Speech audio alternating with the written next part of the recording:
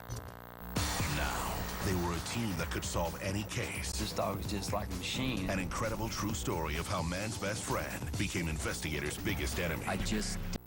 The dog takes off and boom, suddenly they've got evidence in their hands. A world-renowned canine team.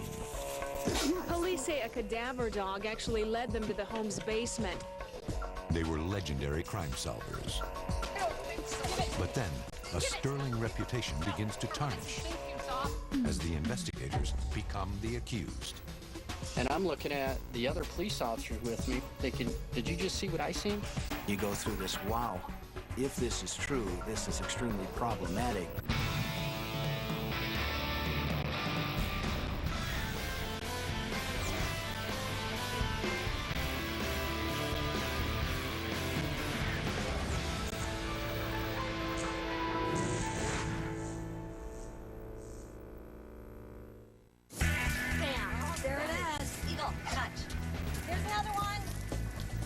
Sandra Anderson is this really famous dog handler who has this wonder dog that can solve any case. Right there. It's in here, obviously. Yeah, this is all blood. She was able to go into these cases that were just thought to be unsolvable.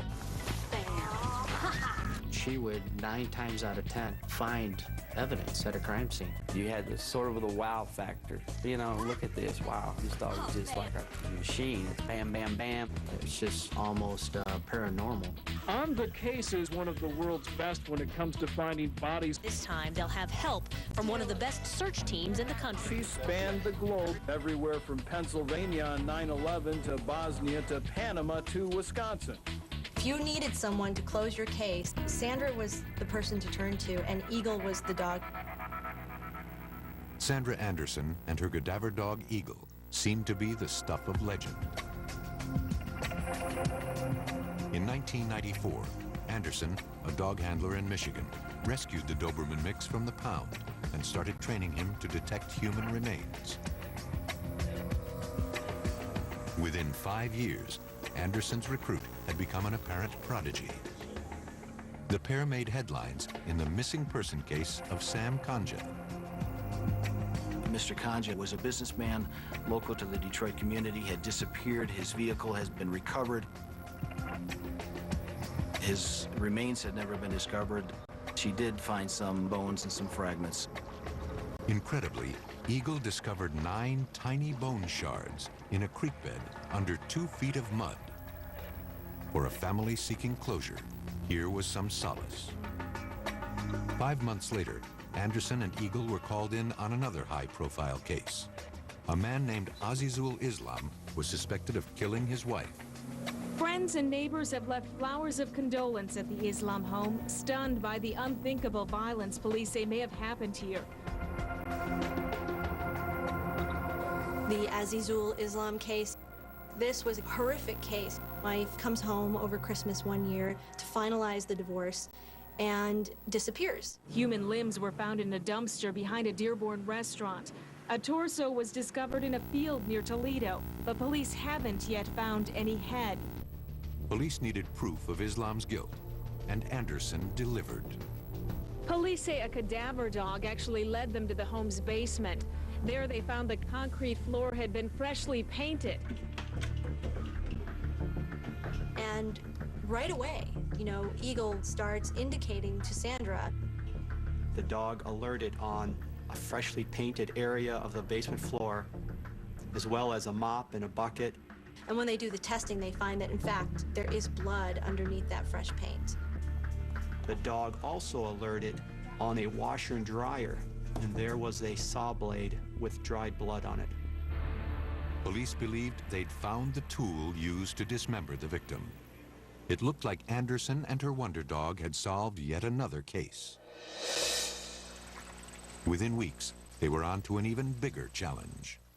We knew the woman's body had been dismembered and dumped in plastic bags into the Wisconsin River 2 months ago. Now, we learn this. All of the skin has been meticulously removed from the victim's face, head, and neck. The defleshing has left the victim faceless, thus making visual identification impossible. They're trying to figure out who this woman might be. They do a facial reconstruction. They eventually get a tip that this is the cousin of Peter Kupaza. 7 years ago, the emotionless school teacher came to Madison from Eastern Africa to marry and find a better life. Now he stands charged with one of the most brutal crimes in recent Wisconsin history. The police need to prove that he killed her somewhere on his property. Anderson and Eagle went to work. And according to Sandra, Eagle is indicating that there's blood all over Peter Kupaza's apartment. The scene appeared clean, but according to Anderson, the dog sensed traces of blood on Kupaza's doorknobs, in his bathroom, and on knives and a cutting board in his kitchen. Peter Kupaza was charged with murder.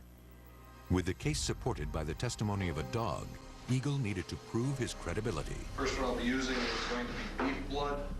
And so they do this demonstration in court to show that Eagle can, in fact, tell human blood apart from other blood. The prosecution bloodied 3 cloths, 2 with animal blood, 1 with human blood. And they have Eagle choose the handkerchief on it with human blood.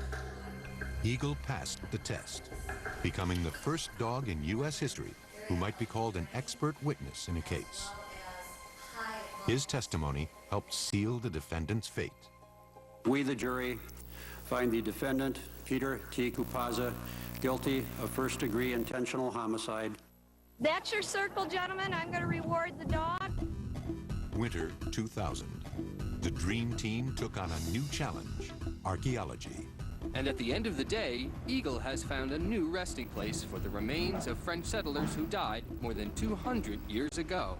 In southern Michigan, at a newly cleared construction site, bones began to turn up. Eagle helped to redesignate the grounds as an historic site by finding the graves of dozens of settlers.